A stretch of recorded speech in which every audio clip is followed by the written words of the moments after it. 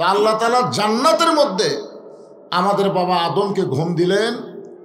আদম যখন ঘুমে অচেতন, ওই সময় আল্লাহ তাআলা ডাক্তার হয়ে আদমকে অপারেশন করে বাম পাজরের বাঁকা হাড় দিয়া মা হাওয়াকে সৃষ্টি করলেন ছটফটানি বন্ধ করার জন্য। ধরে কোন সুবহানাল্লাহ। হ্যাঁ, মা হাওয়াকে তৈরি করার পরে আদমের সঙ্গে যখন মা হাওয়ার বিয়ে হয়ে গেল, তখন আল্লাহ বললেন অলা তাকরাবা হাযিস শাজারা ফাতাকুনা মিনাজ জালিমিন। এতদিন আদম নবী একলাই ছিল, আল্লাহ কথা বলেনি, কিন্তু যে হাওয়া তৈরি হলো তখন আল্লাহ বললেন এই গাছের কাছে যাইও না। যেই বলছে গাছের কাছে যাইও না, হাওয়ার মনে একটা কামনা, গেলে কি হয়। যাই হোক, শয়তান জান্নাতের মধ্যে ঢুকে মা হাওয়াকে কুমন্ত্রণ দিল, গাছের ফল খালো, আদম নবীরে খাওয়ালো। এরপরে জান্নাত থেকে বের করে দেওয়া হলো দুনিয়ায়। দুনিয়া হলো জেলখানা। দুনিয়া কি ভুল করেছে জান্নাতে, আর দুনিয়াতে জেল খাট বাড়াইছে। আদম নবী এক সময় বলছিল আল্লাহ, এই ফল খাওয়ার পরে তুমি যদি আমাকে জান্নাত থেকে বের করে না দাও, তোমার এমন কি ক্ষতি হবে? আল্লাহ বলতেছেন ক্ষতি কিছু নয়, কিন্তু ওই ফল খাওয়ার পরে পেশাব পায়খানা লাগবে, তো আমি আল্লাহ আবার জান্নাতে পেশাব পায়খানা বানাইনি। তোরা পেশাব পায়খানা করার জন্যই দুনিয়ায় যা।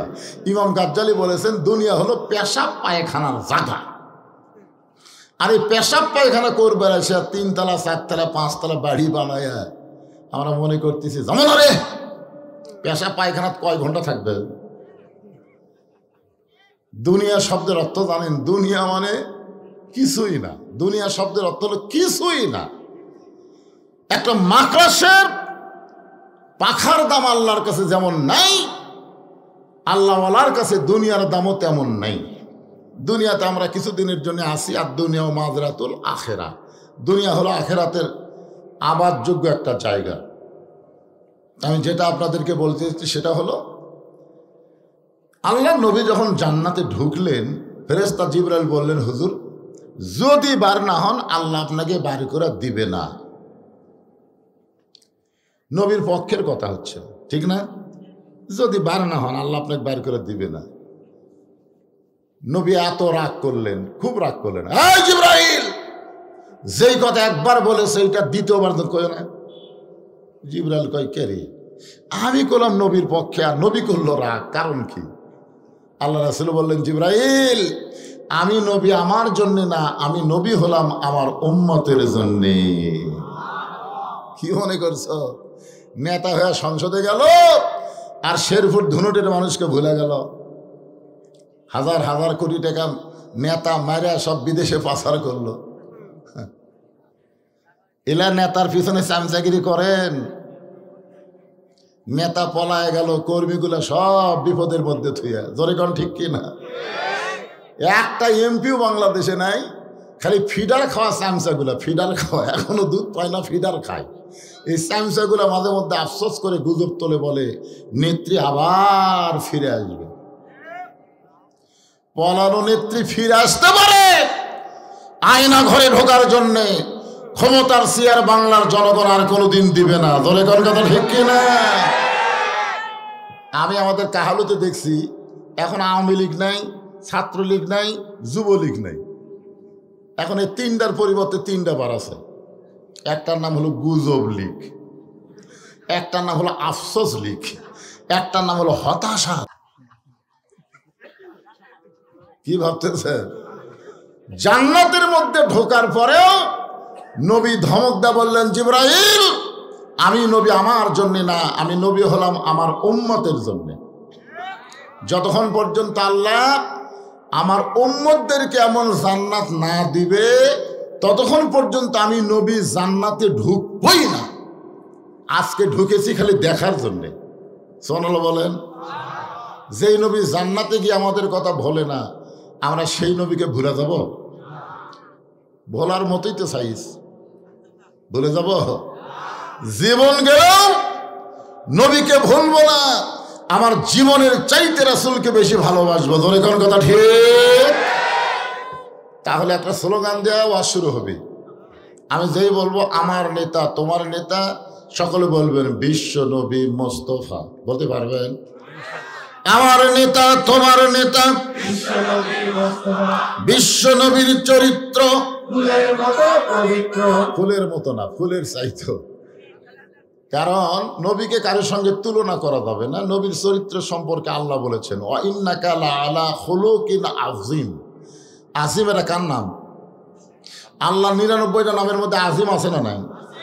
দেখছেন নবীর চরিত্রকে আল্লাহ আজিম দিয়ে দুনিয়াবাসীকে বুঝাই দিছে মহামণ্ডিত চরিত্র, ওনার চরিত্রের সঙ্গে আর কারো তুলনাই চলবে না। জোরে কোন ঠিক কিনা? এজন্য বলতে হবে আমার নবীর চরিত্র ফুলের চাইতেও পবিত্র, আমার নেতার চরিত্র আলহামদুলিল্লাহ। সেই নবীর উম্মত হিসেবে আল্লাহ আমাদের কবুল করেছে, খুশি না বেজার? এখন আসেন যে কোরআন থেকে আপনার তাফসীর শুনবেন। এই পবিত্র কালামুল্লাহ শরীফ থেকে আমি একটা আয়াত তেলাওয়াত করছি, খুব কমন আয়াত। কমন বোঝেন?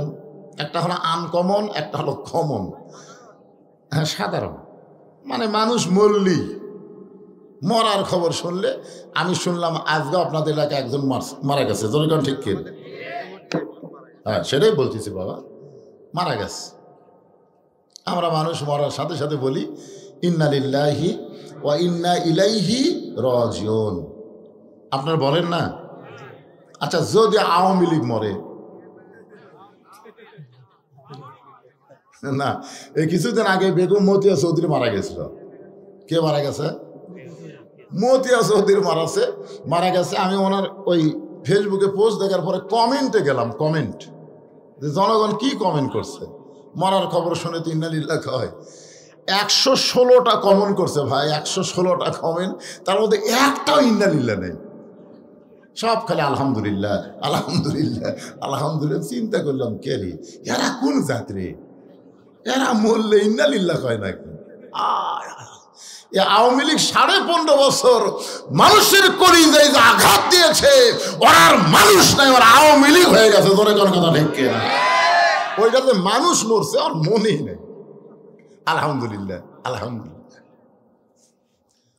কোন মানুষ মরার খবর শুনে কেউ যদি আলহামদুলিল্লাহ কয়, বুঝবেন যে মানুষ মরে গেল ওই জাহান্নামী।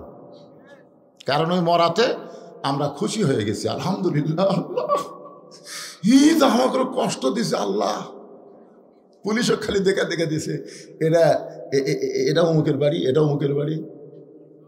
আমার এলাকার এক গাঁজা খায়, পুলিশে সব বলতেছে মৌলানা বদুশিদের বাড়ি কোনটা। শালা গাঁজা খরক বলতেছে আর গাঁজা খর বলতেছে এটাই হুজুরের বাড়ি। আমি চিন্তা করলাম গোটা বাংলাদেশে আমি ওয়াজ করি আর আমার বাড়ি পুলিশ খোঁজে গাঁজা খোর দিয়া। কি সর্বনাশা দিন গেছে 15.5 বছর ধরে। কোন কথা ঠিক কি না? ওয়াজ করে বাড়ির যাবো, বউ বলতেছে আসেন না। এসার পর থেকে পুলিশ ঘুরতেছে। চিন্তা করি আমি কত বড় চোর রে, আমি কত বড় ডাকাত। আমার বাড়ির দরজায় পুলিশ, চোর ডাকাতের আরামে ঘুম পড়ে, আর ভালো মানুষগুলো বাড়িতে ঘুমাতে পারে না, আলুর বাগুর বাড়িতে ঘুমায়। জোরে কোন কথা ঠিক কি না? আসলে ওরা মানুষ না, ওরা আওয়ামী লীগ, ওরা মানুষ না। মরার সাথে সাথে কয় আলহামদুলিল্লাহ। আজকে আমি আলহামদুলিল্লাহ ওয়াজ করবো না, ওয়াজ করবো ইন্না লিল্লাহ। ওয়াজ কি হবে? কথা বলেন। ইজা আসাবাতুহুম মুসিবাতুন ক্বালু ইন্না লিল্লাহি ওয়া ইন্না ইলাইহি রাজিউন।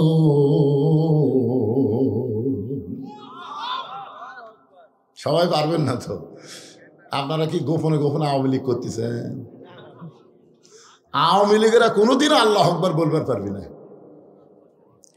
ওদের যত মিটিং হোক, মিছিল হোক, অন্য বহু স্লোগান শোনা যায়, কিন্তু তাকবীর শোনা যায় না। ধরে কোন কথা কন না গান। আচ্ছা, ওরা কি দেওয়া শুরু করে? ওরা যে মিছিল করে আপনাকে শেরপুর, আমি তো রাস্তাতে বহুদিন গেছি, ওদের মিছিল আমি দেখছি ভাই, ওরে বাবা রে, খালি জালো রে জালো। তোর এখন ঠিক না? আমরা মুসলমান, কোরআনের আয়াত শুনলে আমাদের ইমান বাড়বে। আল্লাহ বলেছেন ওয়াইজা তুলিয়াত আলাইহিম আয়াতুহু জাদাতুহুম ঈমানান। কোরআনের আয়াত তেলাওয়াত শুনলে ইমান বাড়বে, আর ইমান বাড়ার প্রকাশ হলো আল্লাহু আকবার। আপনার বলেন তো আল্লাহর চাইতে বড় কেউ আছে?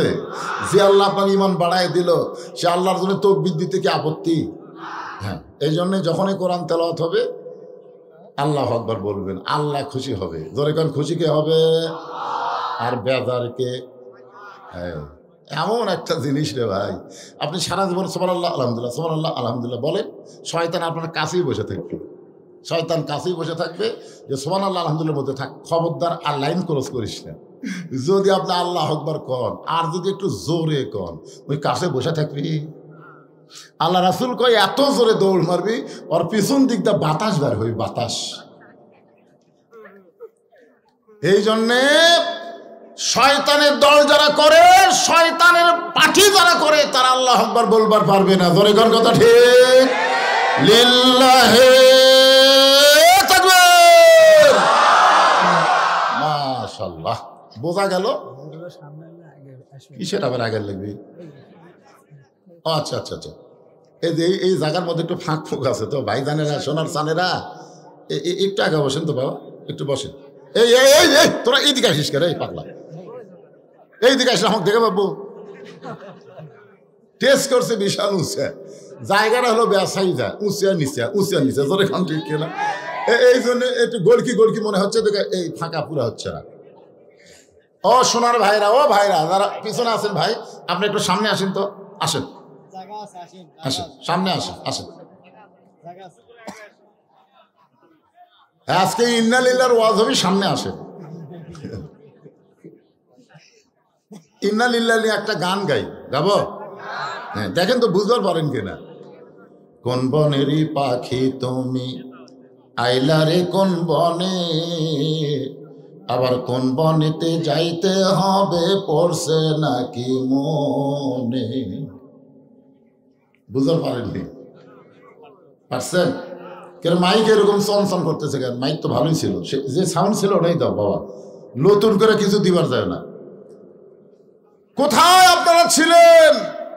আমরা কোথায় ছিলাম, কোথায় আসলাম, কোথায় যাব? খালি একটাবার চিন্তা করে প্রতি কদমে কদমে হাঁটেন, কোথায় ছিলাম, কোথায় আসলাম, কোথায় যাব। যাওয়ার কথা যখন মানুষ ভুলে যায় তখন কি বলে? পলাবো না, পলাবো না, পলাবো না। আসলে 3 তারিখই বলছে পলাবো না, 5 তারিখে পলে গেছে। ধরে কোন কথা ঠিক না? একটু চিন্তা করেন বাজান, একটু চিন্তা করেন, মাস্তানি কম করেন। কারণ আমরা এসেছি থাকার জন্য না, যাওয়ার জন্য। জয় কোন ঠিক না? চলতে পথে 2 দিন থামিলাম, যাবার কালে এক চামচারও দেখা না পাইলাম। বগুড়াতে আমি মিছিল শুনছি, আমার মনে আছে। আমি তখন এটা 92 কি 93, আমি 96 সালে শেরপুর থেকে ফেকা নিয়ে পাশ করছি, তখন ছাত্র ছিলাম। তো ইয়ং জেনারেশন মিছিল করতেছে বগুড়াতে, তারেক জিয়া যেখানে আমরা আছি সেখানে। ওরে বাবারে, যখন তারেক জিয়া জেলখানায় এক চামচার মিছিল নাই। চলতে পথে 2 দিন থামিলাম, যাবার কালে একজনারও দেখা না পাইলাম। ও আমার সাদের মালা যায় রে ছিঁড়ে, রইব না আর বেশি দিন তোদের মাজারে। ইজা আসাবাতুহুম মুসিবাতুন ক্বালু ইন্না লিল্লাহি ওয়া ইন্না ইলাইহি রাজিউন।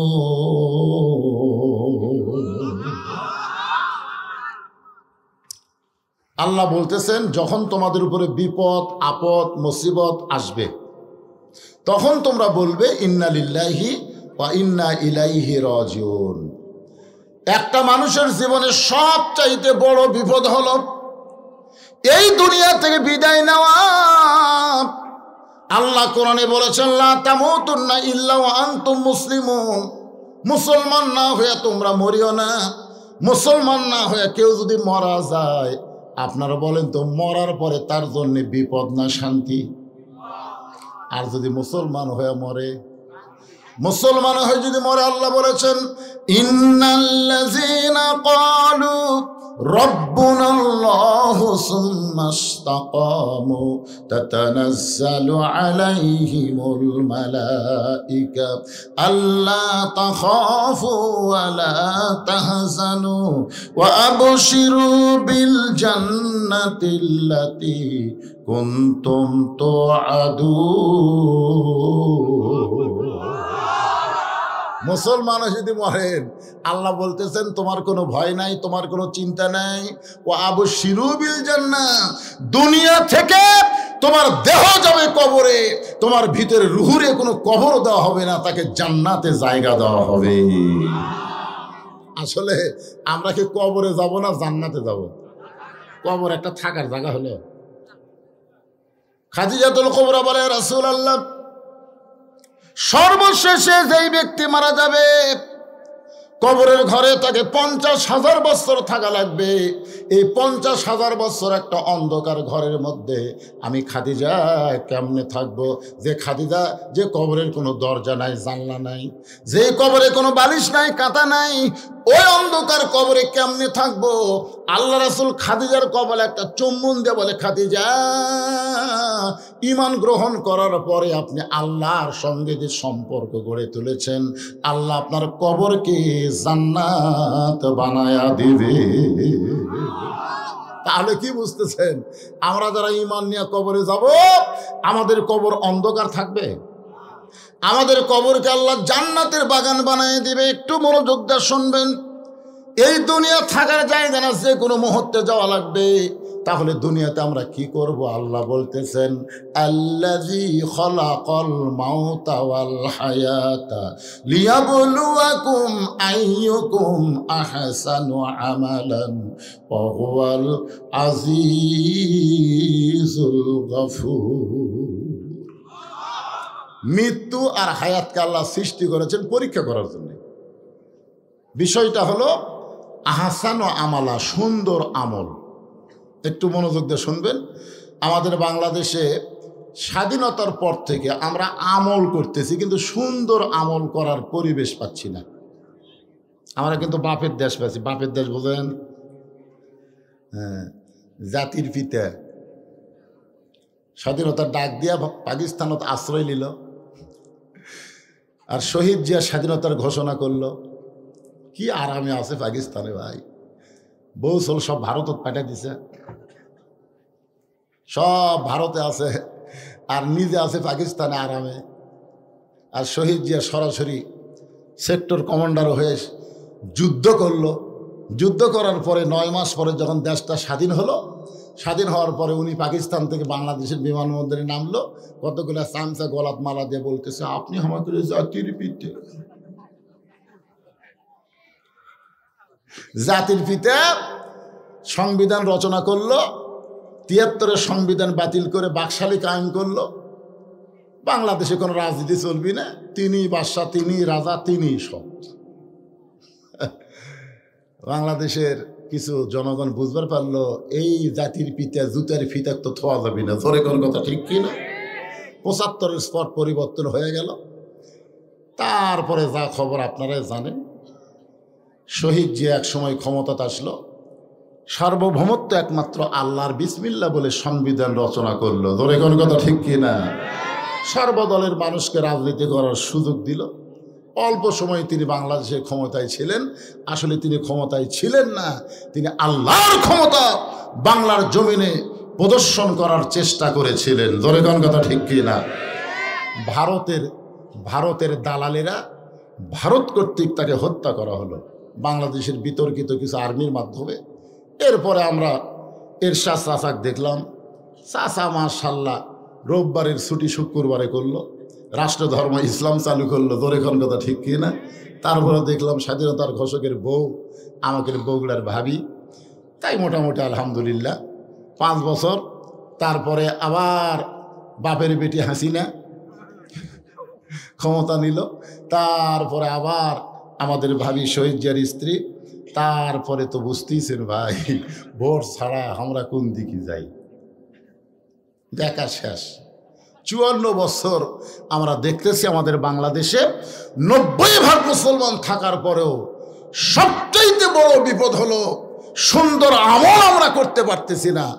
আমল করতেছি কিন্তু আমলটা সুন্দর হচ্ছে না। সুন্দর আমল করতে গেলে ইংরেজদের আইনে সম্ভব না, ডক্টর কামালের সংবিধানে হবে না, আল্লাহর কোরআনের সংবিধান এই বাংলার জমিনে চালু করা লাগবে। জোরে কোন কথা ঠিক কি না? এখন আল্লাহর কোরআন দিয়ে যদি বাংলাদেশ চলে, এই বাংলাদেশটা কেমন হবে এখন আমরা দেখি নাই। যদি চলে তাহলে দেশটা কেমন হবে এর উপরে একটু ইশারা দেওয়া গেছি, লিয়াবলুয়াকুম আইয়ুকুম আহসানু আমালা। আল্লাহ রাসূল বলেন, খাদিজা আপনি ঈমান গ্রহণ করার পরে আল্লাহর সঙ্গে যে সম্পর্ক গড়ে তুলেছেন, আল্লাহ আপনার কবরকে কি বানিয়ে দিবি? কথা কয় আপনারা বলেন তো, ঈমান গ্রহণ করার পরে খাদিজা যে আমল করেছে সে আমলের নাম কি? আপনারা ঈমান গ্রহণ করার পরে কোন আমল দিয়া, কোন কাজ দিয়া আপনাদের ঈমানকে মজবুত করবেন, কবরকে জান্নাত বানাবেন, সে আমলের নাম কি? একজন খুব জোরে কথা, নামাজ।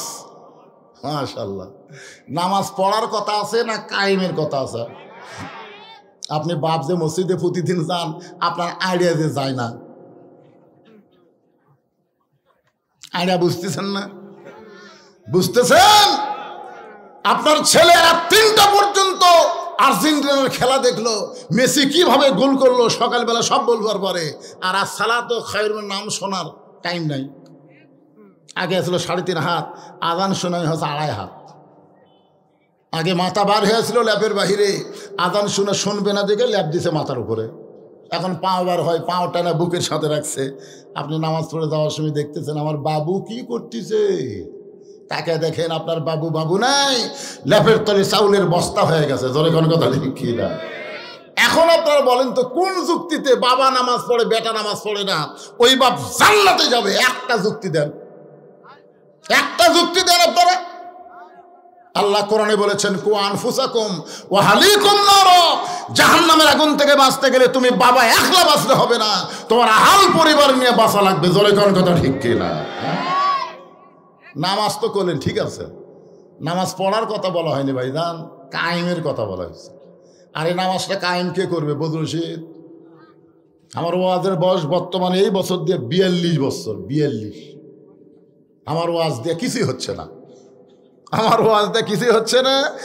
নামাজ কায়েম কোনো মৌলানার ওয়াজ দেওয়া হবে না। আল্লাযীনা ইম্মাক্কান্নাহুম ফিল আরদ, মুসলমানের মধ্যে কেউ যখন ক্ষমতার চেয়ার পাবে, চেয়ার পাওয়ার সঙ্গে সঙ্গে তার 1 নম্বর দায়িত্ব হলো আকামুস সালাত, নামাজ কায়েম করা। জোরে কোন কথা ঠিক কি না? আপনারা বলেন তো, আমাদের বাংলাদেশে যদি নামাজ কায়েম হয়, এই যুবকদের হাতে এই টাচ মোবাইল থাক আর যেই মোবাইল থাক, কোনো অন্যায় কাজ হবে না। ওরা মোবাইল চালাবে কিন্তু অশ্লীল ভিডিও দেখবে না, কারণ দেখবার গেলেই ওর ইমান, ওর নামাজ বলবে, কেউ না দেখলেও আল্লাহ দেখতেছে। জোরে কোন কথা ঠিক কি না? আল্লাহ কোরআনে বললেন, ইন্নাস সালাতা তানহা আনিল ফাহশাই ওয়াল মুনকার, একমাত্র নামাজই পারে মানুষকে যাবতীয় খারাপি অশ্লীলতা থেকে বিরত রাখতে। এখন ইমানকে ঠিক মতো রাখতে গেলে যে আমলটা লাগবে, সে আমলের নাম হলো নামাজ। জোরে বলেন, নাম কি? আল্লাহ রাসূল বলে, খাদিজা ইমান গ্রহণ করার পরে আপনি আল্লাহর সঙ্গে যে সম্পর্ক গড়ে তুলেছেন, আল্লাহ আপনার কবরকে জান্নাত বানায় দিবে। খাদিজা বলতেছে, রাসূলুল্লাহ আপনার কথা আমার বিশ্বাস হয়, আপনার কথা আমার বিশ্বাস হয়। তো রাসূল বলতেছে, বিশ্বাস হয়, এরপরে কি যেন বলবার চাচ্ছেন?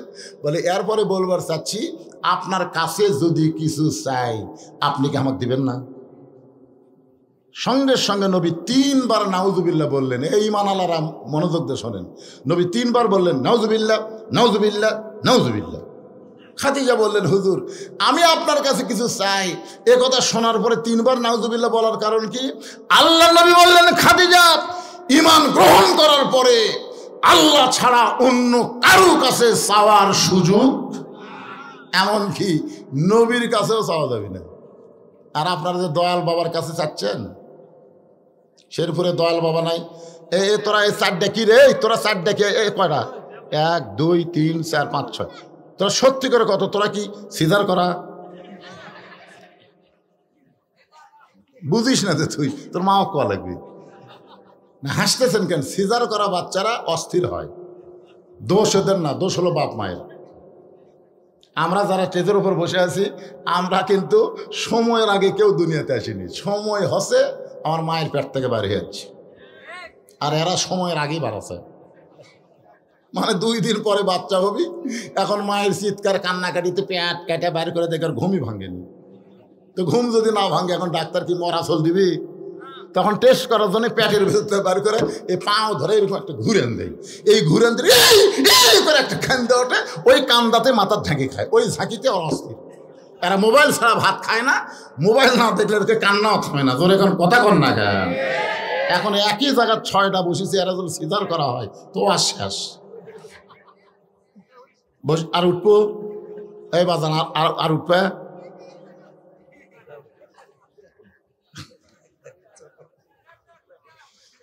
না না না, ওয়াজ তো এখনো শুরু হয়নি রে ভাই, এখন শুরু হবে। এই সময় এরা ডিস্টার্ব করলে কাম হবে? এত ছোট ছোট বাচ্চারা কি দরকার? ও যে একটা আবার খাড়া আছে, এই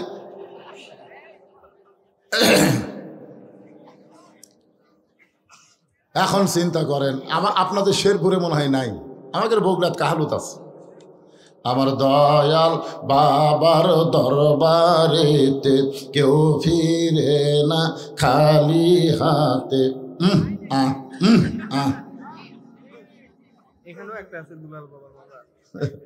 দুলাল বাবার মাজার আছে, দুলাল বাবা। একটু মনোযোগ দিবেন, এইটাই যদি আপনি কবার জানেন, আপনি যদি ইমান থাকে, আপনি যদি কবার পারেন তো পারবেন। কিভাবে বলা লাগবে? আমার দয়াল আল্লাহর দরবারেতে কেউ ফিরে না খালি হাতে। আল্লাহ আল্লাহ আল্লাহ।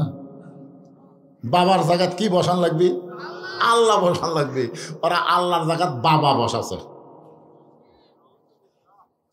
আল্লাহর ধন নবীর দিয়া, আল্লাহ আছে গায়েব হইয়া, নবীর ধন খাজা নিয়া শুয়ে আছে আজমিরে, কেউ ফিরে না খালি হাতে, খাজারে তোর দরবারেতে। একমাত্র আল্লাহ ছাড়া নবীর কাছেও চাওয়া যাবে। নবী 3 বার বললেন নাউজুবিল্লাহ নাউজুবিল্লাহ নাউজুবিল্লাহ। খাদিজা, কোনো কিছু যদি পাবার চাও আল্লাহ ছাড়া নবীর কাছেও চাওয়া জায়েজ নাই। খাদিজা মুচকে মুচকে হাসে। রাসূল বলে, খাদিজা হাসতেছো কেন? বলে, হাসার কারণ হলো আপনার কাছে যা চাবো তা যদি আল্লাহ দিবার না পারে। আমি খাদিজা আপনার কাছে যা চাবো তা যদি আল্লাহ দিবার না পারে, তাহলে আল্লাহর কাছে চাইয়া লাভ কি? আল্লাহ নবী বললেন, খাদিজা আল্লাহ দিবার পারে না এমন কথা বলা ঠিক না।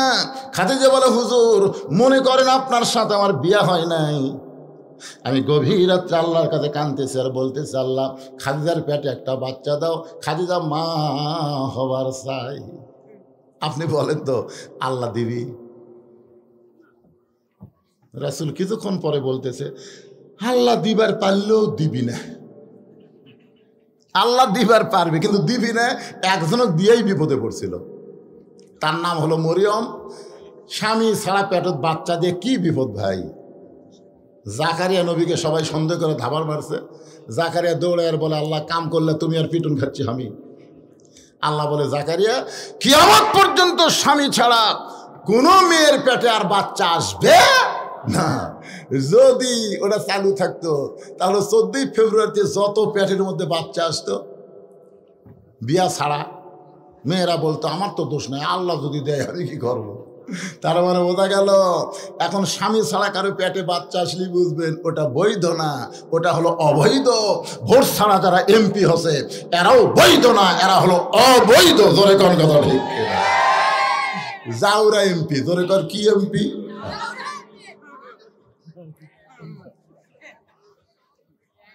এখন আপনারা বলেন বিয়ে হয়নি পেটে বাচ্চা, ওইটারে যদি আপনারা বৈধ বলতে না পারেন, তুমি ভোট পাওনি, তুমি এমপিগিরি করতেছ, করেছো ওইটাও বাংলার জমিনে কোনোদিন বৈধতা পাবে না। জোরে কোন কথা ঠিক কি না? 3 টার্ম নির্বাচনকে আমরা বাংলার জনগণ অবৈধ ঘোষণা করব। 14 সালের নির্বাচন, 18 সালের নির্বাচন, 24 সালের নির্বাচন সর্বসম্মতি করবে। আজকে শেরপুরের মাহফিলে অবৈধ ঘোষণা করা হলো। জোরে বলেন কথা ঠিক কি না? সব খুলে ভিডিও হচ্ছে ভাই, লাইভ হচ্ছে, লাইভ। কাক বলে জেলের ধান্দা ভয় দেখাচ্ছে। এরা হাসিনা থাকতে আমি যত অ্যাঙ্গেল ওয়াজ মারছি জোরে কোন কথা ঠিক কি? এই শেরপুর নিষেধ করেছে শালা হাবিব এমপি, কি মনে জানেন? শোনেন নি? একে ডাইরেক্ট মারা দিত। আমার অত ভয় নাই।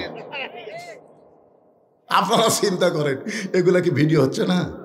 লাইভে গোটা বিশ্ব কাঁদাচ্ছে। আপনারা আজকে অবৈধ ঘোষণা করলেন 14 সাল, 18 সাল, 24 সাল, এগুলো নির্বাচন হয়নি, নির্বাচনের নামে তামাশা হয়েছে। জোরে কোন কথা ঠিক? আল্লাহর বান্দার একটু মনোযোগ দিয়ে শুনবেন। রাসূল বলতেছেন, খাদিজা আপনি আমার কাছে এমন কি চাবেন যেটা আল্লাহ দিবার পারবে না? খাদিজা বলতেছে, ইয়া রাসূলুল্লাহ আমি যখন মরে যাব, মরার পরে আপনার কাছে আমি 3টা জিনিস চাই। মরার আগে না, মরার পরে আমি আপনার কাছে 3টা জিনিস চাই। আল্লাহ রাসূল বলেন, খাদিজা আমি গরিব ছিলাম বলে দুনিয়াতে আপনাকে তেমন কিছুই দিবার পারি নাই। আসলে আল্লাহর নবী গরিব ছিলেন, যার কারণে খাদিজার জীবনে বড় কষ্ট হয়েছে। খাদিজা পৃথিবীর সবচাইতে ধনবতী রমণী হওয়ার পরেও নবীর সঙ্গে বিয়ে বসার পর আল্লাহর নবী সব কিছু খাদিজার আল্লাহ রাস্তায় খরচ করেছে। সাল্লাল্লাহু। ও খাদিজা মরার পরে আপনি কি চাইবেন একটু বলেন। খাদিজা বলতেছে, রাসূলুল্লাহ আপনি যেই জুব্বা পরা অবস্থায় কোরআনের 5টা আয়াত গারে হীরার মধ্যে আল্লাহ নাজিল করেছে, আপনি গারে হীরা থেকে আসার পরে ওই জুব্বার কোনোদিন পরেন নাই। ওই জুব্বাটা যত্ন করে আপনি রাইখা দিয়েছেন। ওগো নবী আমি খাদিজা যখন মারা যাব ওই জুব্বাটা আমার কাফনের কাপড় হিসাবে দিয়া দিবেন। আল্লাহর নবী গো ওই জুব্বাটা কাফনের কাপড় হিসাবে দিবেন।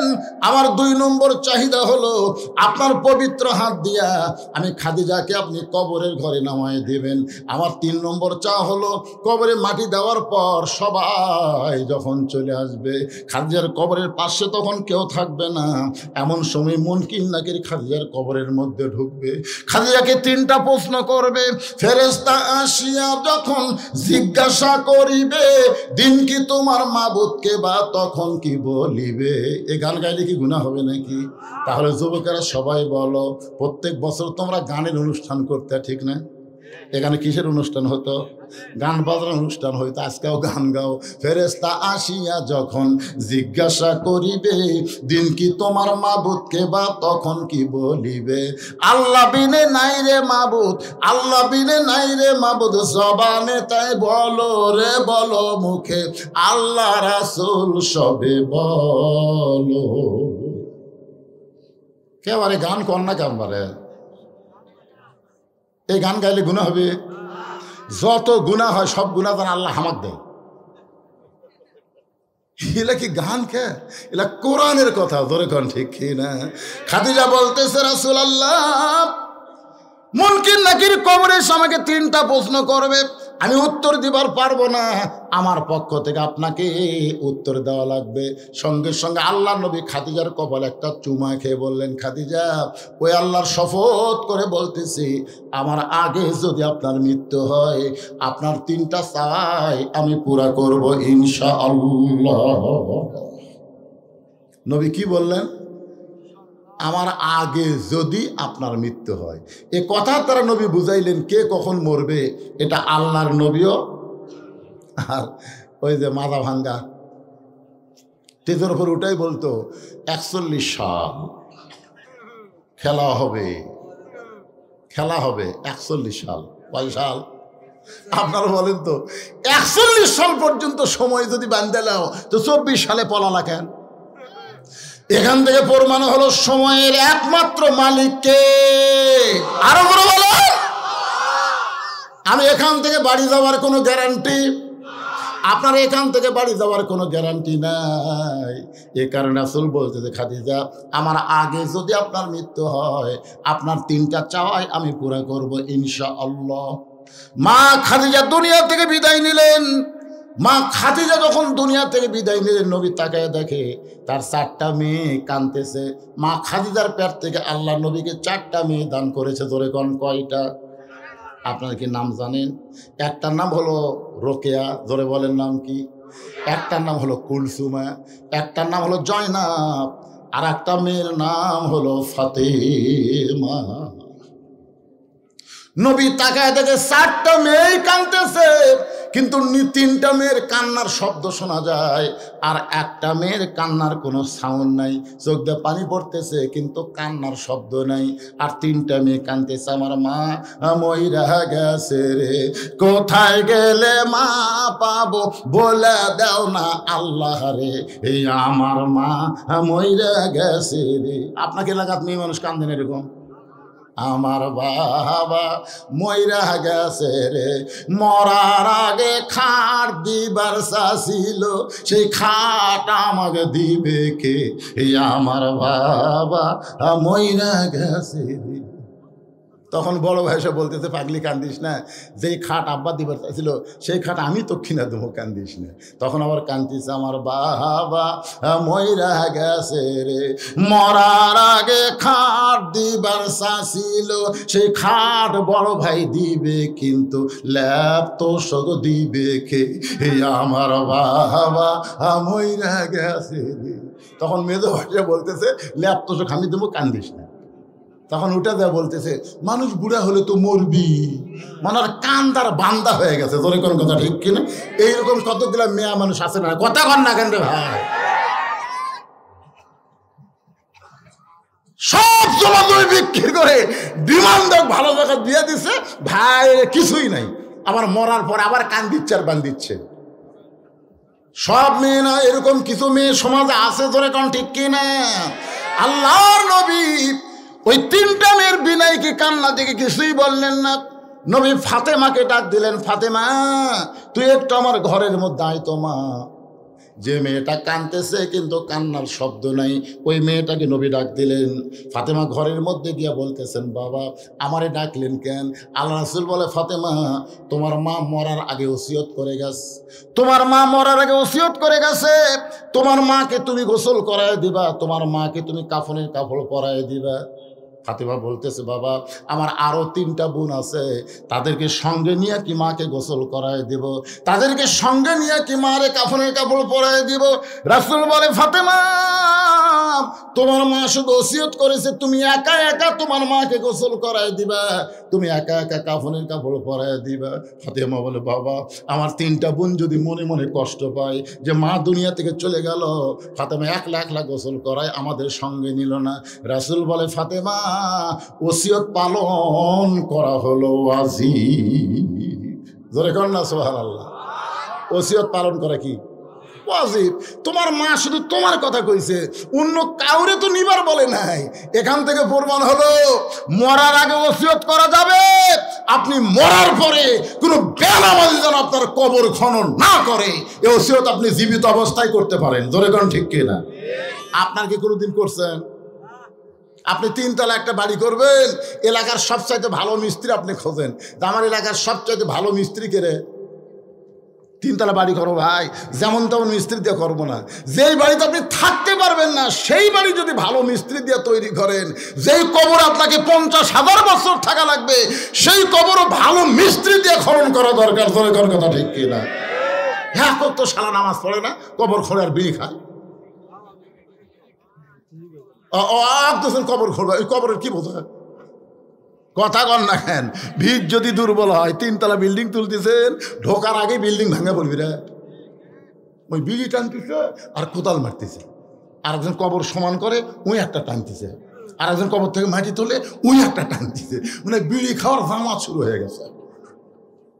গোরস্থানে যত ফেরেস্তা ছিল সমস্ত ফেরেস্তা কবরস্থান ছাড়া রাস্তার যা ঘুরতেছে।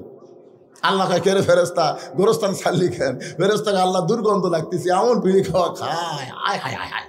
ফেরেস্তারা কিন্তু সব সহ্য করবার পারে, দুর্গন্ধ সহ্য করবার পারে না। কি মনে কষ্ট পাচ্ছেন? হ্যাঁ, আপনি ওসিয়ত করেন। আপনার কি বাড়ি বানাতে টাকা লাগে না? আপনি দুনিয়াতে যেই বাড়ি তৈরি করেন 10-20 লাখ টাকাতে বাড়ি তৈরি করছেন, আপনার কবরকেও তৈরি করতে গেলে যদি 1 লাখ টাকা খরচ হয়, আপনি 5 জন নামাজিকে 10,000 করে টাকা দেন যে ভাই আমি মরে গেলে আমার কবর তোরা 5 জন খুঁড়ে দিস, যদি আমার আগে তোরা মরিস মাপ। আপনি খোঁজ করে দেখেন মসজিদের মুয়াজ্জিনকে আপনি 20,000 টাকা দিয়ে বলেন ভাই আপনার মাথা হাসরের সবচাইতে উপরে থাকবে, আপনার মাথায় আল্লাহ একটা নূরের টুপি পরায় দেবে মুয়াজ্জিন সাহেব, আপনি আমাকে একটু গোসল করাই দেবেন। ধরেন 20,000 টাকা দেন, আপনি যদি আমার আগে মরেন তো মাপ, আর যদি বেঁচে থাকেন আমাকে একটু গোসল করে দেবেন। এলাকার বড় আলেমকে কিছু হাদিয়া দিয়ে বলবেন হুজুর আমি মরে যাওয়ার পর আমার একটু জানাজা পড়াবেন। এরকম ওসিয়ত করার দরকার আছে না নাই? কথা বলতেছেন না। মরে গেলি ফুরে গেল নাকি? মরে গেলি ফুরে গেল।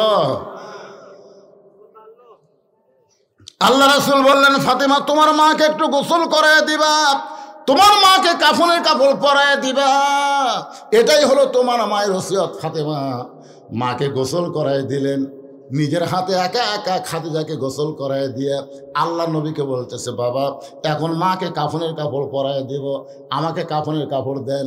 সঙ্গে সঙ্গে আল্লাহ নবী ওই জুব্বাটা, যেই জুব্বা গারে হীরার জুব্বা, যেই জুব্বা পরে 3.5 বছর নবী সাধনা করেছেন, যে সাধনার ফলশ্রুতি আল্লাহ তাআলা লহে মাহফুজ থেকে কোরআনের 5টা আয়াত নবীর উপরে নাজিল করেছে, ওই জুব্বাটা বের করে ফাতেমার হাতে দিয়ে বললেন মা এই জুব্বাটাই তোমার মাকে কাফনের কাপড় পরায় দাও।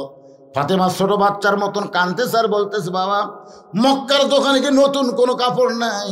নতুন কোনো কাপড় না দিয়া এই পুরাতন জুব্বা কেন আমার মাকে দিবেন? বাবা আমি মায়ের কাছে গল্প শুনেছি, আপনি যখন মক্কার রাখাল ছিলেন আমার মা ছিলেন মক্কার সবচাইতে ধনবতী রমণী, আমার মা ধনবতী রমণী, আপনি রাখালকে স্বামী হিসেবে গ্রহণ করেছে, আজকে সেই ধনী মহিলা আমার মা মারা গেল, নতুন কোনো কাপড় না দিয়ে এই পুরাতন জুব্বা কেন দিচ্ছেন? বাবা আমি মায়ের মুখে শুনেছি। রাসূল বলে ফাতেমা তোমার মায়ের মুখে আর কি শুনছ? ফাতেমা বলতেছে বাবা আমার মা একদিন আমার সামনে মুচকি মুচকি হাসতেছে, আমি বললাম মা আপনি হাসেন কেন? বলে হাসার কারণ হলো তোর বাবার সাথে বিয়ে বসার কথা আমার মনে পড়ছে। ফাতেমা বলতেছে মা বাবার সঙ্গে বিয়ে হওয়ার সময় কি কথা মনে পড়েছে? খাদিজা বলতেছে ফাতেমা রে তোমার বাবা ছিল আমার বাড়িতে রাখাল, আমি ছিলাম মক্কার সব চাইতে ধনবতী রমণী, আমি দুপুর বেলায় দেখি সব রাখালগুলো ঘরের মধ্যে আরাম করতেছে, আমার এত রাগ হয়ে গেল যে হাজার হাজার উর্দুম্ব চড়ানো বাদ দিয়ে রাখালগুলো দুপুরবেলা আরাম করে। রাখালের সর্দারকে ডাক দিলাম ও সর্দার আমার হাজার হাজার উর্দুম্বা বাদ দিয়ে তোমরা দুপুরবেলা ঘরে আরাম করতেছে কারণ কি? রাখালের সর্দার বলে মালকিন আপনি জানেন না আমরা ভাগ্যগুণে এমন একটা রাখাল পাইছি যে রাখাল চাকরিতে জয়েন করার পরে আপনার উট দুম্বা সব ভদ্র হয়ে গেছে। রাখাল যদি বলে খাও উট দুম্বা খাই, রাখাল যদি বলে যায় উটের লাইনে উট, দুম্বার লাইনে দুম্বা, রাস্তা নিয়ে বাড়ির দিকে রওনা দেয়। খাদিজা চিৎকার করে বলে রাখালের সর্দার জন্তু জানোয়ার কোনদিন রাখাল মানুষের কথায় বাধ্য হবার পারে না, এই গাঁজাখড়ি গল্প কেমনে বলতেছো? রাখালের সর্দার বলে মালকিন যদি বিশ্বাস না হয় আপনি তদন্ত করেন। খাদিজা বলে ফাতেমা রে রাখালের সর্দারের কথা মতো তোমার বাবাকে তদন্ত করতে গেলাম, তদন্ত করতে গিয়ে দেখি সূর্যের তাপে পাথর পোড়া গন্ধ পাওয়া যায়, সূর্যের তাপে বালু পুড়ে পুড়ে গন্ধ আসতেছে, তোমার বাবা দাঁড়ায় আছে রোদ্রের ভিতরে। হঠাৎ আমি তাকে দেখি চারিদিকে রোদ পড়ে কিন্তু তোমার বাবার মাথায় কোনো সূর্যের তাপ নাই, এক খণ্ড মেঘ তোমার বাবার মাথার ছাতাকে যেন বানায়া দিছে। আমি খাদিজা আশ্চর্য হয়ে গেলাম, আমি খাদিজা আশ্চর্য হয়ে গেলাম, চারিদিকে সূর্যের তাপ পড়তেছে, রাখালের মাথায় সূর্যের তাপ নাই কেন? আমি আরো নিকটে গিয়া যেই মাত্র রাখালের দিকে তাকাইছি, ফাতেমা তোমার বাবা রাখালের দিকে যেই মাত্র তাকাইছি, চাঁদ সূর্য গ্রহ তারা তারি নূরের ইশারা, নূরে যে অন্ধকারে ডুবিত এই ধরনী, সবাই বলেন নবী মোর পরশমণি, নবী মোর সোনার খনি, নবী নাম ভাবে যে জন সেই তো দোজা হানির ধনী। খাদিজা বলতেছে, ও ফাতেমা, তোমার বাবা 25 বছর রাখালে এত সুন্দর, মানুষ এত সুন্দর হয়, এইটা দেখার পরে 40 বছরের বিধবা নারী আমার মনের মধ্যে বিয়ার ফুল ফুটে গেছে। আবু জেহেল, উতবা, সাইবা, মক্কার বহু নেতারা আমাকে বলেছিল, ও খাদিজা, আপনাকে বিবি হিসাবে গ্রহণ করতে চাই। আমি তাদেরকে তাচ্ছিল্য করে বলেছি, এই খাদিজার জীবনে বিয়ে করবে না। যেই খাদিজার জীবনে বিয়ে করবে না বলে সিদ্ধান্ত নিয়েছে, সেই খাদিজা তোমার বাবা 25 বছর রাখালকে দেখে অন্তরে বিয়ার ফুল ফুটে গেছে। এক দৌড়ে বাড়িতে এসে দরজা বন্ধ করে দেয়। দাসী বলতেছে, মালকিন, রাখালকে তদন্ত করতে গেলেন, খবর কি? খাদিজা বলতেছে, চাকরি ক্যান্সেল করে দিলাম, রাখালের চাকরি ক্যান্সেল করে দিলাম। দাসী বুঝবার পারেনি, মূর্খ মানুষ। নবীর চাচা আবু তালেবের কাছে সে কাঁদতেছে, ও মুরব্বী, আপনার ইতিম ভাতিজাকে আপনি কেমন ভাবে মানুষ করলেন? আজকে খাদিজা কোনো বেয়াদবি দেখে তার রাখালের চাকরি ক্যান্সেল করে দিছে। আবু তালেব কাঁদতে কাঁদতে খাদিজার বাড়ির দরজায়, খাদিজা দরজা খুলে বলে, চাচা, রাখালের চাকরি ক্যান্সেল করা মানে রাখালকে আমার স্বামী হিসাবে গ্রহণ করতে চায়। ফাতেমা কান্দার বলে, বাবা, যেই মা মক্কার সবচাইতে ধনী, সেই মা আপনাকে রাখালের চাকরি ক্যান্সেল করে স্বামী হিসাবে গ্রহণ করলো, আজকে সেই মায়ের জন্য মক্কার দোকানে নতুন কোনো কাপড় নাই, নতুন কাপড় না দিয়া এই পুরাতন জুব্বা দিচ্ছেন। বাবা, মরার সঙ্গে সঙ্গে আমার মাকে আপনি ভুলে গেলেন। রাসূল কান্দার বলে, ফাতেমা, এই জুব্বা আমি তোমার মাকে দিচ্ছি না, বরং তোমার মা আমার কাছে চেয়েছে। এই জুব্বা সাধারণ জুব্বা নয় মা, এই জুব্বার সঙ্গে আল্লাহর কোরআনের সম্পর্ক রয়েছে। আপনারা এখন বলেন, কোরআনের সম্পর্ক যাদের সঙ্গে থাকে, যার সঙ্গে থাকে, তার দাম বাড়ে না কমে? আগামীতে আমরা আল্লাহর কোরআনের সঙ্গে সম্পর্ক করতে কারা কারা চান? 2 হাত তুলে একটু আল্লাহরে দেখান। এই কারা কারা তুলতেছে না দেখেন তো, কে কে তুলতে একটু গড়িমসি করতেছে। লিল্লাহি তাকবীর। হাত টান টান করে রাখেন, হাত টান টান করে রাখেন। আল্লাহ, আজকে শেরপুরের মাটি ধন্য হয়ে গেল। তোমার বান্দারা গভীর রাত্রে কোরআনের সঙ্গে সম্পর্ক করার জন্য 2টা হাত তুলে দিয়েছে। এই হাতগুলোকে আল্লাহ তুমি কোরআনের জন্য জান্নাতের বিনিময়ে কবুল করে নাও। জোরে বলুন আমিন। আপনার কি লাভ? কি লাভ দুনিয়ার সাথে সম্পর্ক করে, দুনিয়ার আইনের সাথে, দুনিয়ার রাজনীতির সাথে সম্পর্ক করে? আমাদের লাভটা কি রে ভাই? একই গাছের কাঠ দিয়ে 3টা জিনিস বানাচ্ছে। ধরে কোন কয়টা? 3টা জিনিস বানাচ্ছে, একটা খাট, একটা সোফার, একটা রেহাল। গাছ কিন্তু একটাই, জিনিস বানাচ্ছে 3টে। 2টা বানানোর নিয়ত করছিল, একটা বানানোর নিয়ত নেই। মানে খাট আর সোফা বানানোরই নিয়ত করছে, কিন্তু সামান্য কাঠ বেঁচে গেছে। এখন রাজমিস্ত্রি, কি মিস্ত্রি কয় এটা? কাঠমিস্ত্রি। হ্যাঁ, কাঠমিস্ত্রি বলতেছে, ভাই রে, তোমার সোফার খাট তো হয়ে গেল, কিন্তু কাঠ যে বাঁচলো মেহগনির কাঠ, কি করি? তখন কি আর করবেন ভাইরা, পুড়ে ফেলে দেওয়া বুদ্ধি নেই, কারণ কোনো কামত তো লাগতেছে না। তখন কাঠমিস্ত্রি বলতেছে, কাম করে দেই, এইটাতে তোমাকে একটা রেহাল বানিয়ে দেয়, রেহাল। তখন বলতেছে, ভাই রেহাল তো বানিয়ে দিবেন, এর কিন্তু মজুরি আমি দিবার পারবো না। দেখেন, খাটের পারবি, সোফার পারবি, কিন্তু রেহালের ভাই এটা কিন্তু ফ্রি বানিয়ে দেওয়া লাগবে। তখন মিস্ত্রি বলতেছে, ভাই সবের আশায় তোমাকে ফ্রি বানিয়ে দেবো, যাও। এখনো কিন্তু কোরআন শরীফ থোয়া শুরু হয়নি, কেবল কোরআনের সাথে সম্পর্ক হবি। রেহাল বানানোর পরেই তো হবি। কথা কন না কেন ভাই? কথা কন লাগবে তো রেহাল বানানোর পরে হবে কোরআনের সাথে সম্পর্ক। তার আগে মিস্ত্রি কি বলতেছে, ফ্রি, তোমাকে ফ্রি বেলা দিলাম সবের আশায়।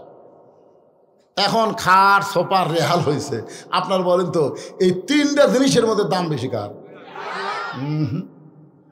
রেহালের যদি দাম বেশি হয়, তাহলে আল্লামা সাঈদী 13 বছর বিনা অপরাধে জেলখানাত বন্দি থাকলো কেন? 50 বছর যিনি কোরআনে তাফসির করলো, এ কোরআনের সাথে এত সম্পর্ক রাখলো, তার মানে আল্লামা সাঈদী হুজুরও তো রেহাল। জোরে কোন কথা ঠিক কিনা? গোটা কোরআন আপনার, তার সমস্ত তাফসির খণ্ড যত তাফসির করেছে বাংলার জমিনে, সবগুলো ওয়াজ একত্র করে দেখেন, 30 পারা কোরআনের কোন জায়গাও তাফসিরে বাদ দেয়নি। জোরে কোন কথা ঠিক কিনা? অথচ এমন একটা কোরআনের রেহালকে বিনা অপরাধে 13 বছর জেলখানাত বন্দি ছিল। আমরা খালি দোয়া করি, আল্লাহ দুনিয়ার কোর্ট কাছারিতে সাইদে হুজুরের কোনো জামিন হবি না, আল্লাহ তোমার দরবারে আমরা আরজ করি, আল্লাহ তাকে তুমি হায়াতে তাইবা দান করো, সাফায়ে কুল্লিয়া দান করো। দিন দিন হুজুরের চেহারা কি সুন্দর হচ্ছিল, জোরে কোন কথা ঠিক কিনা? যেদিন আপনার শেষ দেখা, তিনি যখন আপনার জেলখানা থেকে বের হয়ে গাড়িতে চললেন, গাড়ির থেকে যখন নামলেন, ওই দৃশ্য আপনারা দেখছেন। আমার ফেসবুকে এখনো ওই দৃশ্যটা আমি ভিডিও আকারে ছাড়ছি। কি হাসি রে, কলজা ভরে গেল। তিনি বলতে, ভাই আমাকে জেলখানা থেকে হাসপাতালে নিবেন কেন, আমি তো আগের চাইতে অনেক ভালো। তখন তারা বলল, না উপরের অর্ডার। উপরের অর্ডার মানে ওই শালা ভারতের অর্ডার, কোন কথা ঠিক কিনা? ওই ভারতের অর্ডার। কারণ ভারত হাসিনা কয়ে দিল, এ যে হারে দোয়া করতেছে ই তো মরবি না, এক মারার বুদ্ধি করা লাগবে। জেলখানা নিয়ে যে তাকে হত্যা করা হলো। তার সন্তানগুলো সকাল থেকে বিকাল পর্যন্ত বসে আছিল। আপনারা বলেন তাদেরকে দেখা করবার দিছে? দেয় না।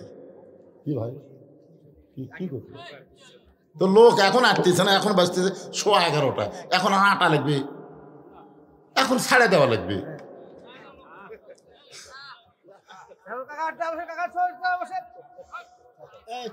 আসলে শোনেন, আসলে ব্যাপারটা হলে কি, রোহিঙ্গা মুসলমানকে আমরা জায়গা দিছি রে, রোহিঙ্গা জায়গা দিছি। আর এরা কি রোহিঙ্গার সাথে খারাপ? ওরকম আপনারা জায়গা দিলেন না, জায়গা থাকার পরেও আপনার ইচ্ছা করে জায়গা দিলেন না।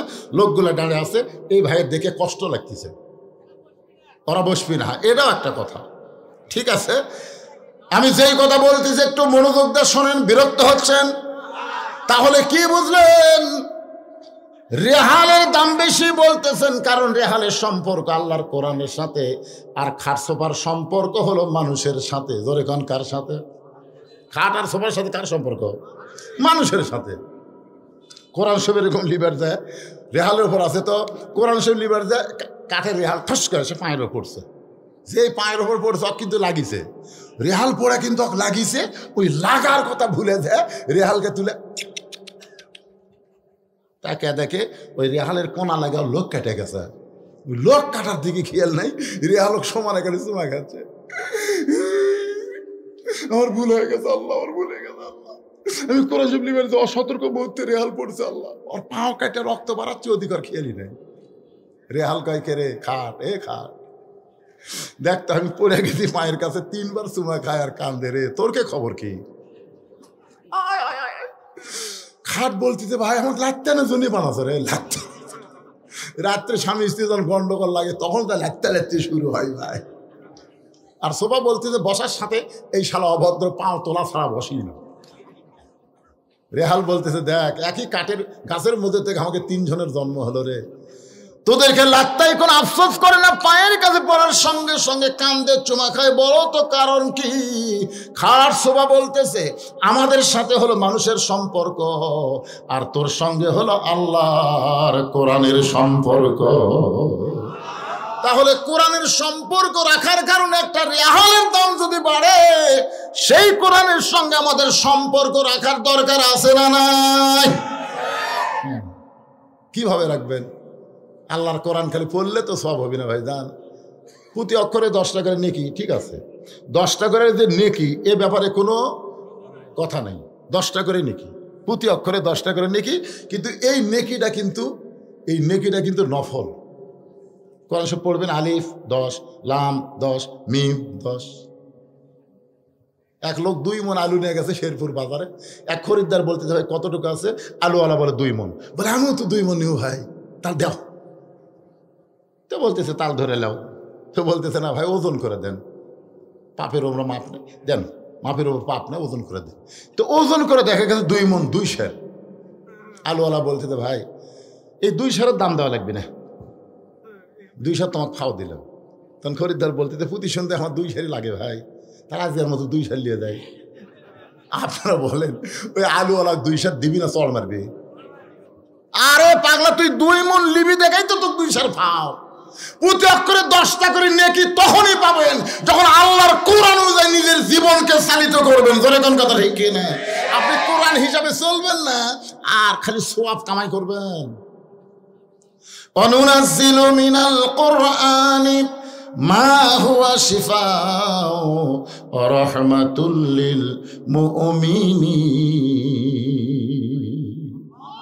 মুমিনদের যাবতীয় রোগের ঔষধ হিসাবে আল্লাহ তাআলা এই কোরআনকে নাজিল করেছে। কোরআন সম্পর্কে আরো আলোচনা নিয়ে আপনাদের সামনে আসতেছি। এবার একটু খেয়াল করেন, রাসূল বললেন, ফাতেমা এই জুব্বা আমি দেইনি মা, এই জুব্বা তোমার মা চেয়েছে। এই জুব্বার সঙ্গে আল্লাহর কোরআনের সম্পর্ক রয়েছে। এই জুব্বা হলো গাড়ি হীরার জুব্বা। সঙ্গে সঙ্গে ফাতেমা জুব্বা পরানোর জন্য মায়ের ঘরের দিকে রওনা দেয়। ফাতেমা সামনে সামনে, আল্লাহর নবী পিছনে পিছনে। ফাতেমা যাচ্ছে সামনে আর নবী হাঁটতেছে পিছনে। অথচ আল্লাহ কোরআনে বলেছেন, আমার নবী যখন হাঁটবে, নবীর সামনে কেউ হাঁটতে পারবে না। নবী থাকবে সবার সামনে আর সবাই থাকবে নবীর পিছনে। কিন্তু আল্লাহর নবী ফাতেমাকে সামনে দিয়ে নিজে পিছনে পিছনে হাঁটতেছে। বাজান একটু মনোযোগ দিয়ে শুনবেন, নবী কেন পিছনে হাঁটে, ফাতেমারে কেন সামনে দেয়? কারণ আল্লাহর নবী ফাতেমাকে মায়ের মতন সম্মান করত। ধরে খান সুবহানাল্লাহ। মায়ের মতো সম্মান করার কারণ আছে। এই কারণটা আজকে বলার দরকার নাই। ফাতেমার সামনে সামনে যায়, নবী পিছনে পিছনে যায়।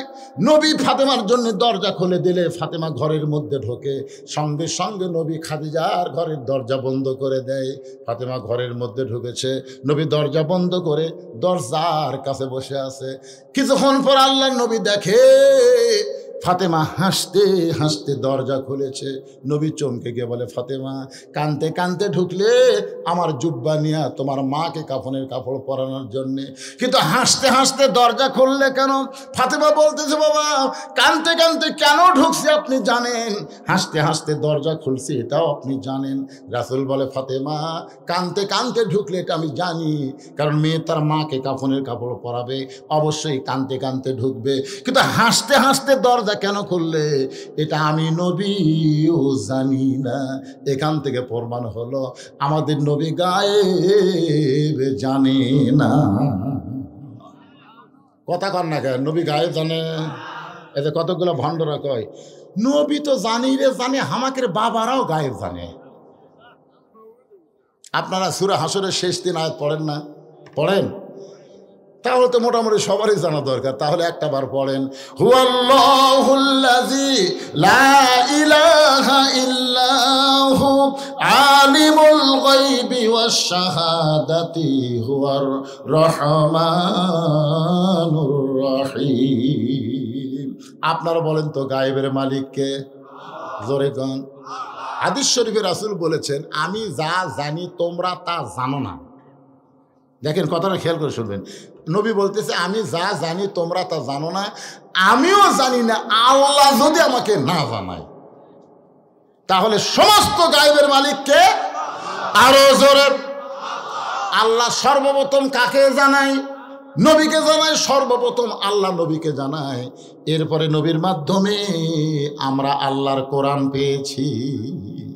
সুবহানাল্লাহ। খান ভাই বেশি রাত আর করবো না, আপনার ওটা বসাদন করেন না।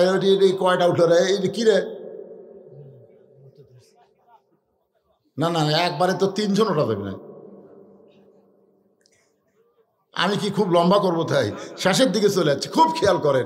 নবী বলতেছে আমি জানি না।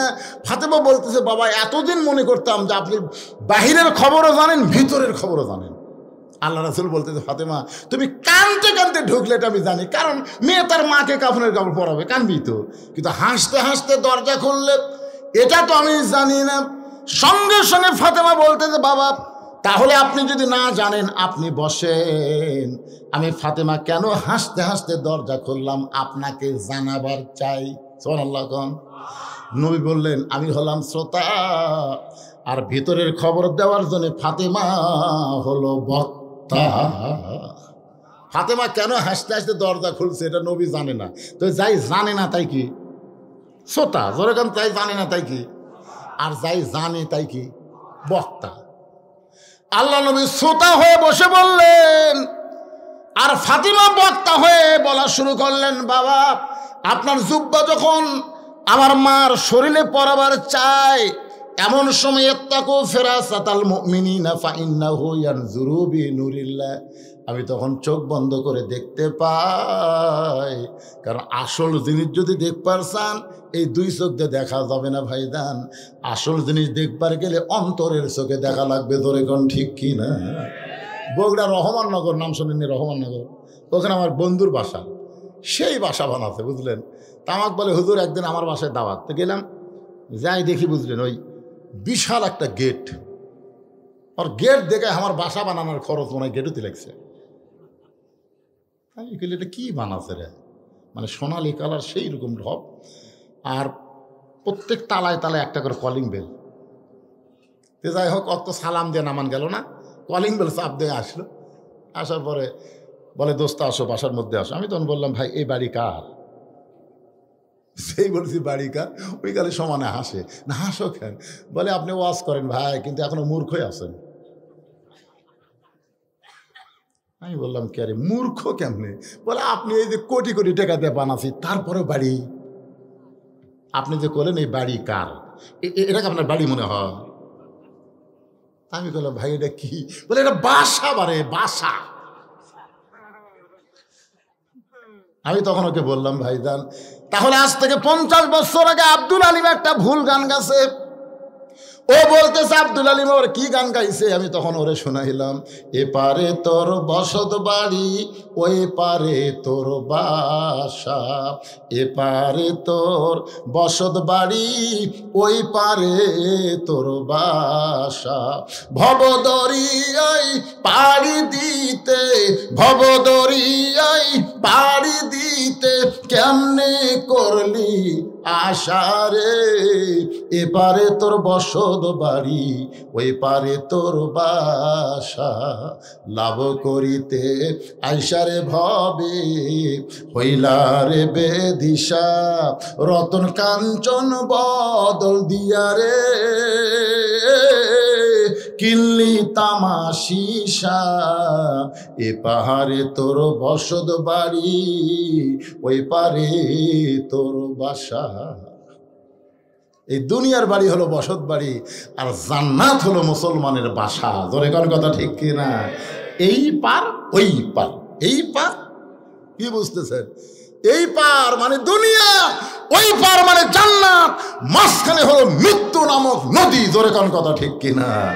আল্লাহর বান্দার একটু মনোযোগ দেন, দুই চোখ দিয়ে দেখলে মনে হবে এই বাসা এই বাড়ি, কিন্তু অন্তরের চক্ষু দিয়া তাকায় দেখেন এ দুনিয়ার বাড়ি ঘর। সবাই বলেন এ দুনিয়ার বাড়ি ঘর একদিন হয়ে যাবে পর, এ দুনিয়ার বাড়ি ঘর একদিন হয়ে যাবে পর, যাইতে হবে অন্ধকার কবর। লোকটাকে বললাম ভাই এই দুটা গান শুনালাম, এখন বলতেছি বলতো এটা কি? ভাই এটা বাড়ি ভাই, কে বাসা নাই। আসলে ভাই রে মরা লাগবে রে পাখলারা, বাসার দিকে 5 তলা 6 তলা কি দেখতেছেন ভাই? 6 তলা করছি হুজুর, রড বার করে থুছি, আরে 1 তলা কর্ম হুজুর। 2 কান্ত দিয়ে ফেরেশতা কয় পাগলা উপর দিকে না থেকে নিচতলা, নিচতলা, নিচতলা বুঝিয়েছি, 1 তালাও না নিচতলা, 1 তালারও তলে চোখ থাকা লাগবে রে পাগলা। তুই ঘাড় কাত করে কি দেখিস? কি ঘাড় কাত করে দেখবেন? ঘাড় কাত কি দেখতেছে? কথা কম, কোন তালা থাকবেন? 1 তালা 2 তালা 3 তালা না নিচতলা? জোরে বলেন কোন তালা? আরো জোরে। ফাতেমা বলতেছেন বাবা আমার মাকে যখন আপনার ওই জুব্বা কাফনের কাপড় পরাবার চায়, এমন সময় দেখতে পাই আমার মার দেহে আল্লাহ জান্নাতের পোশাক পরায়া দিছে। সঙ্গে সঙ্গে নবী মাটিতে হাত দিয়ে কান্না শুরু করলেন, ছোট বাচ্চার মতো নবী কাঁদতেছে। ফাতেমা বলতেছে বাবা আমার মায়ের দেহে জান্নাতের পোশাক পরার কথা শুনে আপনি এমন করে কাঁদেন কেন? রাসূল বলে ফাতেমা রে এই কান্না কোনো দুঃখের কান্না নয়, এই কান্না হলো আমার আনন্দের কান্না। ও ফাতেমা দুনিয়ার কেউ যখন আমাকে নবী বলে স্বীকার করে নাই, সর্বপ্রথম তোমার মা আমাকে নবী বলে স্বীকার করেছে। আপনারা বলেন তো 3টা জিনিস খুব খেয়াল করবেন। কয়টা? 3টা জিনিস আপনার গেছে? ঠিক আছে, তিনটা জিনিস। এক নম্বর হলো মৌলবীর বাড়িতে কোনোদিন মিলাদ হয় না। আপনার খেয়াল করে দেখবেন মৌলানাদের বাড়িতে কিন্তু মিলাদ হয় না। আর দুই নম্বর হলো ডাক্তারের বউ কোনোদিন সিজার করে না। আর তিন নম্বর হলো পীরের বউ কোনোদিন মুরিদ হয় না। দেখবেন 42 বছর আমার ওয়াজের বয়স। আমি একদিন বউকে 500 টাকা দিয়ে বলছিলাম, খালি একবার হুজুর কও, খালি একবার কও হুজুর। তো বউ খালি হাসে। আমি 1000 টাকা দিয়ে বললাম, দেখি তোমার মুখে হুজুর শুনতে কেমন লাগে, একবার খালি কও হুজুর। আর কেলাতে কেলাতে কও হুজুর। আর বউ খালি হাসে। হাসো কেন? বলে জনগণ আপনাকে চিনে না তাই হুজুর কয়। আমি তো জানি আপনি মাল ডাকি, হুজুর হওয়া এত সহজ নয়। আমি সেই দিন চিন্তা করছি 42 বছর ওয়াজ দিয়ে বইয়ের কাছে আমি হুজুর হওয়ার পারলাম না, আর সর্বপ্রথম খাদিজার কাছে আমাদের নবী হয়ে গেল। জোরে কারণ সুবহানাল্লাহ। এই জন্যে লাকাদ কানা লাকুম ফি রাসূলিল্লাহি উসওয়াতুন হাসানাহ। আমার নবী শুধু বাহিরের নবী না, আমার নবী হলেন ভিতরের নবী। আমার নবীর সব কিছু আমল, জোরে কোন কথা ঠিক কিনা? সর্বপ্রথম খাদিজা নবী বলে স্বীকার করেছে। আল্লাহ নবী বলে ফাতেমা, এই কারণেই হয়তো আল্লাহ তাআলা তোমার মায়ের শরীরে জান্নাতের পোশাক পরায় দিছে। নবী নিজের হাতে খাদিজাকে কবরের ঘরে নামায় দিচ্ছেন। বাজান গো, বিরক্ত হয়েন না, আর মাত্র 2টা পয়েন্ট ওয়াজ করব। নবী নিজের হাতে খাদিজাকে কবরের ঘরে নামায় দিচ্ছেন। নবীর চোখ দিয়ে দর দর করে পানি পড়তেছে, এত কান্দা নবী কাঁদতেছে। আবু বকর বলে, রাসূলুল্লাহ, হুজুর আপনি আল্লাহর নবী হয়ে যদি এমন করে কাঁদেন তাহলে আমরা কেমনে সহ্য করব? আমাদের শিক্ষা কি আপনি বলবেন না? রাসূল বলে, আবু বকর আমি এখন নবী নাই রে, আমি এখন নবী নাই। আমি হলাম হতভাগ্য স্বামী, আমার দরদের বউকে কবরের ঘরে নামায় দিচ্ছি। আবু বকর কলেমার দাওয়াত দিয়ে যত রাত্রি আমি বাসায় ফিরি না কেন, কোনোদিন খাদিজা খাদিজা বলে আমার ডাকতে হয় নাই। আমি শুধু দরজার কাছে দাঁড়াইছি, সঙ্গে সঙ্গে খাদিজা দরজা খুলে দিছে। আমি রাসূল বলতাম, খাদিজা কোনোদিন 2টা বাজে, কোনোদিন 3টা বাজে, কিন্তু তোমাকে নাম ধরে ডাকা লাগে না, আসা মাত্রই দরজা খোলো। কারণ কি? খাদিজা বলে, রাসূলুল্লাহ আপনি হলেন মিশকাম্বর, আপনি যখন যান তখন দরজার কাছে নাকটা লাগায় দাঁড়িয়ে থাকি, আপনি আসা মাত্র সুগন্ধ পায় আর দরজা খুলে আপনার সামনে দাঁড়ায়। আল্লাহ রাসূল বলে, খাদিজা তাহলে আপনি কি কোনোদিন ঘুমাবেন না? খাদিজা বলে, রাসূলুল্লাহ সেই দিন আমি ঘুমাবো যেদিন আমার মরণ হবে। আমি মৃত্যু না হওয়া পর্যন্ত আপনি না ঘুমাইলে আমি কোনোদিন ঘুমাইব না। রাসূল বলে, আবু বকর আমার খাদিজা আজকে মারা গেছে, আমার খাদিজা ঘুমায় গেছে।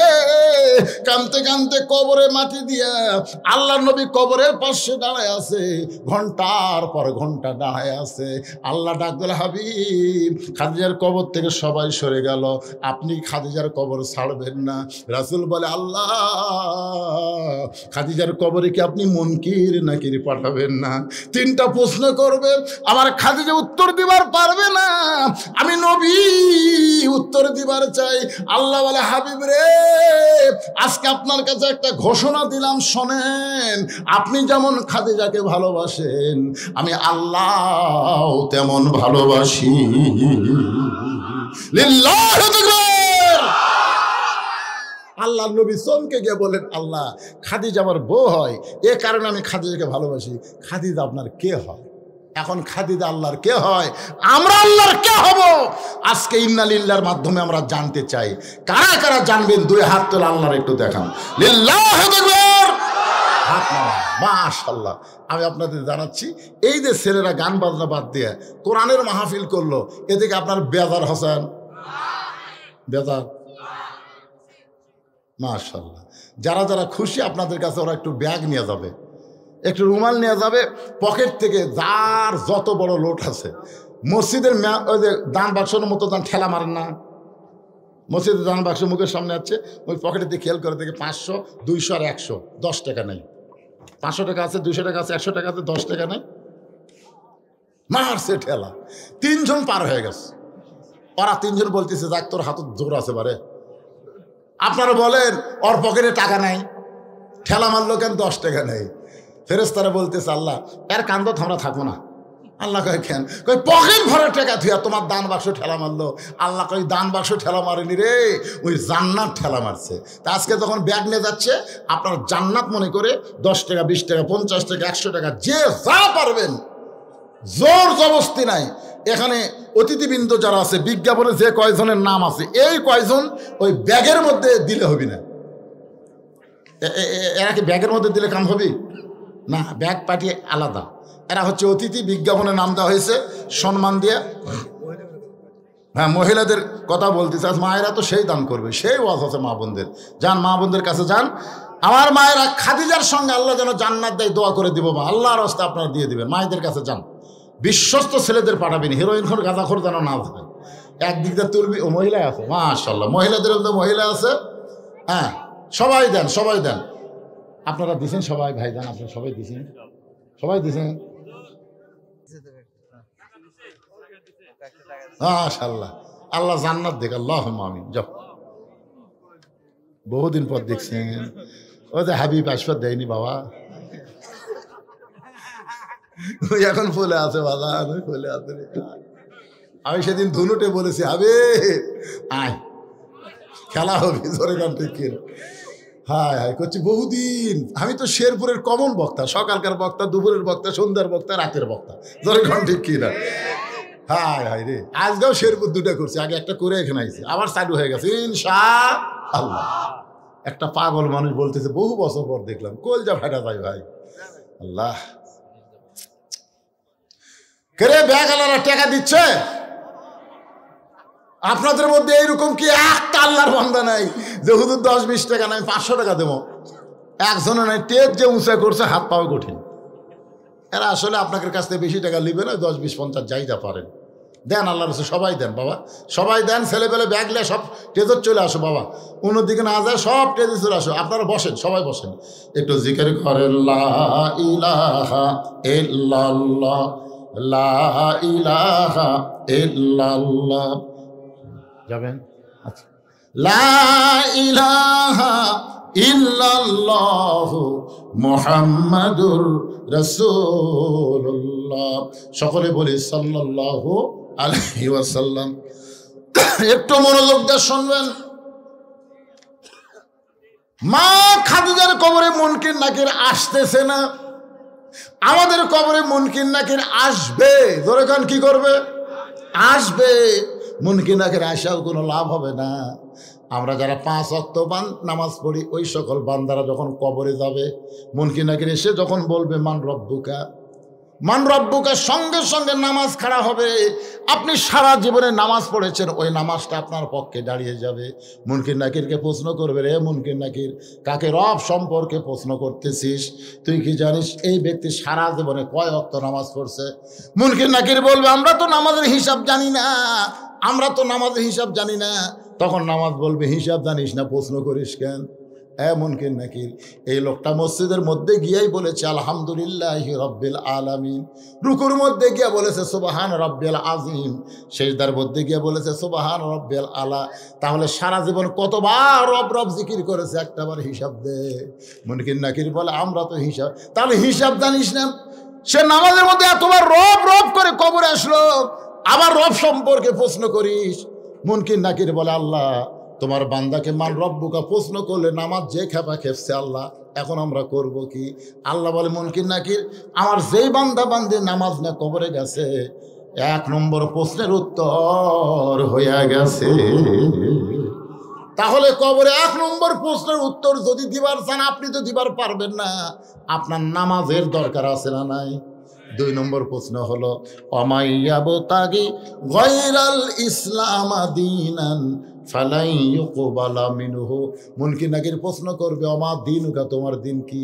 যেই মানুষটা ইসলামে আন্দোলন করে, আল্লাহর দুনিয়ায় কোরআনের রাজ প্রতিষ্ঠা করতে চায়, এই কোরআনের রাজ প্রতিষ্ঠা করতে গিয়া নানা রকম নির্যাতনের শিকার হয়েছে, জেল খাটছে, রিমান্ডে গেছে, এরকম নির্যাতনের ভিতর দিয়া ওই ব্যক্তি একদিন দুনিয়া থেকে বিদায় হয়ে গেছে। ইসলামী আন্দোলন দাঁড়িয়ে বলবে, রে মুনকির নাকির, কাকে দিন সম্পর্কে প্রশ্ন করতেছ? আল্লাহর দিন বাংলাদেশে গালেব করার জন্য এই লোকটা কতদিন বাড়িতে যাওয়ার পারে নাই, কতদিন আলুর বাগুড়ে ঘুম পাড়ছে, কতদিন জেল কাটছে, কতদিন রিমান্ডে গেছে বলতে পারিস? মুনকির নাকির বলে, আমরা তো জানি না। মুনকির নাকির বলবে, আল্লাহ আমার দিন প্রশ্ন করলে ইসলামী আন্দোলন যে খাবে খেপছে। আল্লাহ বলে, মুনকির নাকির, যে বাংলাদেশে ইসলামী আন্দোলন করে, বাংলাদেশে কোরআন রাজ প্রতিষ্ঠা করার আন্দোলন করে কবরে আইছে, তার 2 নম্বর প্রশ্নের উত্তর হয়ে গেছে। এবার মুনকির নাকির প্রশ্ন করবে, আমার নবীকা, তোমার নবীকে? সঙ্গে সঙ্গে নবী দৌড়ে এসে বলবে, রে মুনকির নাকির, কাকে নবী সম্পর্কে প্রশ্ন করতেছ? যে আমার দাড়ি নিয়ে কবরের মধ্যে আইছে, এই টুপি দাড়ি রাখার কারণে মৌলবাদী রাজাকার ডিগ্রি দিছে, এই টুপি দাড়ি রাখার কারণে পুলিশ র্যাব তাকে কত চেক করছে, আজকে সেই নবীর সুন্নাত দাড়ি নিয়ে কবর আইছে। ও আমাকে নবী বলার আগে আমি নবী তাকে উম্মত বলে স্বীকার করে নিলাম। আল্লাহ ডাকতে বলে, হাবিব, আপনি যেমন খাদিজাকে ভালোবাসেন, আমি আল্লাহ তেমন ভালোবাসি। রাসূল বলে, আল্লাহ আপনি খাদিজারে কেন ভালোবাসেন? আল্লাহ বলতে, সর্বপ্রথম আপনাকে নবী বলে স্বীকার করেছে, আর সব সময় কবরকে স্মরণ করে অন্ধকার কবরে কেমনে থাকবে এই চিন্তায় দুনিয়াতে যে চোখের পানি বের করে কেঁদেছে। আমার এই বান্দিকে আর আমি কবরের মধ্যে শাস্তি দেওয়ার চাই না। তার মুনকির নাকিরের উত্তর আমি আল্লাহ দিয়া দিলাম। ইজা আসাবাতুহুম মুসিবাতুন ক্বালু ইন্না লিল্লাহি ওয়া ইন্না ইলাইহি রাজিউন। সবাই ইস্তেগফার পড়ে, আস্তাগফিরুল্লাহ রব্বি মিন কুল্লি জামবি ওয়া তুবু ইলাইহি লা হাওলা ওয়ালা কুওয়াতা ইল্লা বিল্লাহিল আলিয়্যিল আযীম। আল্লাহুম্মা আমিন। আল্লাহুম্মা আনতাস সালাম ওয়া মিনকাস সালাম তাবারাকতা ইয়া যাল জালালি ওয়াল ইকরাম। আল্লাহ, তোমার যেই যুবক বান্দারা আল্লাহ কষ্ট করে মেহনত করে এত সুন্দর জান্নাতের বাগান লাগাইছে, এই সবগুলো যুবককে আল্লাহ 5 ওয়াক্ত নামাজি হিসাবে কবুল করে নাও। আল্লাহ, এই যুবকগুলোকে আর দুনিয়ার কোনো গান বাজনার মধ্যে জড়িত না রেখে তোমার কোরআনের সৈনিক হিসাবে এদেরকে কবুল করে নাও। এই যুবকদেরকে যারা সর্বাত্মক সহযোগিতা করে আজকের এই জান্নাতের বাগান লাগানোর ব্যাপারে সহযোগিতা করেছে, আল্লাহ তাদের সকলকেই জান্নাতি কবুল করো। আল্লাহ, আমি শুনলাম এখানে আসার পরে আল্লাহ এই যুবকদের সঙ্গী ছিল, গতকাল 11টা পর্যন্ত কাজও করেছে। দুনিয়া থেকে সে ব্যক্তি ওযু করে মসজিদে ঢোকার সময় বিদায় নিয়েছে। আল্লাহ, তার জন্য দোয়া করি তার মৃত্যুটা শহীদি মৃত্যু হিসাবে আল্লাহ কবুল করে নাও। আল্লাহ, আজকের মাহফিলের শুরু থেকে শেষ পর্যন্ত যত আলোচনা হয়েছে আল্লাহ, এর মধ্যে যদি ত্রুটি হয়, ভুল হয়, মাফ করে দাও। এর যা হাদিয়া মঞ্জুর করো সোনার মদিনায় নবী পাকের রওজা মুবারকে আল্লাহ কবুল করে নাও। মদিনা